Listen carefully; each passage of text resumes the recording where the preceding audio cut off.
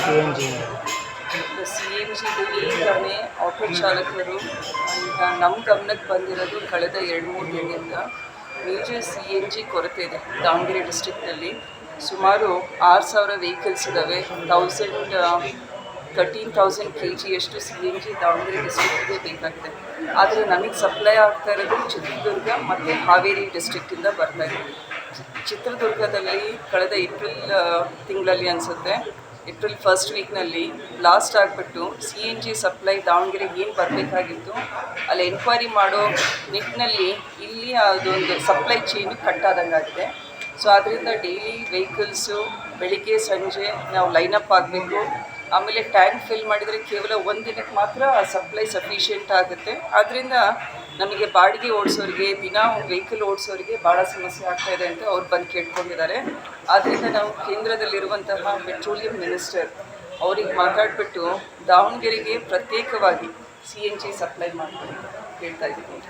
ನಾವು ಹಾವೇರಿ ಅಥವಾ ದುರ್ಗದ ಮೇಲೆ ಡಿಪೆಂಡ್ ಆಗೋದು ಬೇಡ, ಡೈರೆಕ್ಟ್ ನಮ್ಮ ದಾವಣಗೆರೆಗೆ ನೀವು 13,000 kg ಸಪ್ಲೈ ಮಾಡಿ ಅಂತ.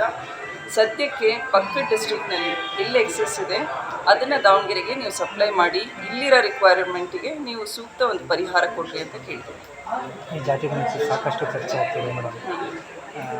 ಅಲ್ಲ, ನಿನ್ನೆ ಲೇಟ್ ಈವ್ನಿಂಗ್ ತನಕ ಚರ್ಚೆ ಆಯಿತು. ಹತ್ರ ಸಂಪುಟ ಸಭೆಯಲ್ಲಿ ಎಲ್ಲ ಮಿನಿಸ್ಟರ್ಸು ಅವ್ರವ್ರ ಒಪಿನಿಯನ್ ಕೊಟ್ಟಿದ್ದಾರೆ. ಸದ್ಯಕ್ಕೆ ಇನ್ನೂ ಒಂದು ಡೀಟೇಲ್ ಡಿಸ್ಕಷನ್ ಆಗಬೇಕು ಅಂತ ಆ ಒಂದು ಡಿಸಿಷನ್ನ ವೆಯ್ಟ್ ಮಾಡಲಿಕ್ಕೆ ಹೇಳಿದ್ದಾರೆ. ಪ್ರತಿಯೊಂದು ಸಮಾಜದವರು ಕೂಡ ಅವ್ರದ್ದೇ ಆತಂಕ ಇದೆ, ಸರಿಯಾಗಿ ಜಾತಿ ಗಣತಿ ಆಗಿಲ್ಲ ಅಂತ ತುಮಕೂರು ಸ್ವಾಮಿಯವರು ಕೂಡ ಹೇಳಿದ್ದಾರೆ. ಆದ್ದರಿಂದ ಸಿದ್ದರಾಮಯ್ಯ ಸರು ಹೇಳಿದ್ದಾರೆ, ಪ್ರತಿಯೊಬ್ಬರಿಗೂ ಕೂಡ ಜಾತಿ ಗಣತಿಯಿಂದ ಒಳ್ಳೆಯದಾಗಬೇಕೇ ಹೊರತು ಯಾವುದೇ ಒಂದು ಸಮುದಾಯ ಸಮಾಜಕ್ಕೆ ಜಾತಿ ಗಣತಿಯಿಂದ ತೊಂದರೆ ಆಗೋದು ಬೇಡ ಅಂತ. ಸೊ ಆದ್ದರಿಂದ ಎಲ್ಲರೂ ಕಾದು ನೋಡೋಣಂತೆ. ವರದಿಯನ್ನು ನೋಡಿಬಿಟ್ಟು ಜಾತಿ ಗಣತಿ ಪ್ರಸ್ತುತ ಸಮಯದಲ್ಲಿ ನಮ್ಮ ಜನಸಂಖ್ಯೆ ಕೂಡ ಜಾಸ್ತಿ ಆಗಿದೆ ಪ್ರತಿಯೊಂದು ಸಮುದಾಯದ. ಸೊ ಅದನ್ನು ಬ್ಯಾಲೆನ್ಸ್ ಮಾಡಿಕೊಂಡು ಈ ವರದಿನ ಯಾವ ರೀತಿ ಜಾರಿಗೆ ತರಬೇಕು ಅನ್ನೋದ್ರ ಬಗ್ಗೆ ಮತ್ತೊಮ್ಮೆ ಸಂಪುಟ ಸಭೆಯಲ್ಲಿ ಚರ್ಚೆ ಆಗುತ್ತೆ. 10 ವರ್ಷದ ಹಿಂದ್ಗಡೆ ಮಾಡಿದ್ದು ಅಂತ ಹೇಳಿ ಹೌದು, ಸಾಕಷ್ಟು ಚರ್ಚೆ ಆಗ್ತದೆ. ಜನಸಂಖ್ಯೆ 10 ವರ್ಷದಲ್ಲಿ ಮತ್ತೆ ನೋಡ್ತಾ ಇದ್ದೀವಲ್ಲ.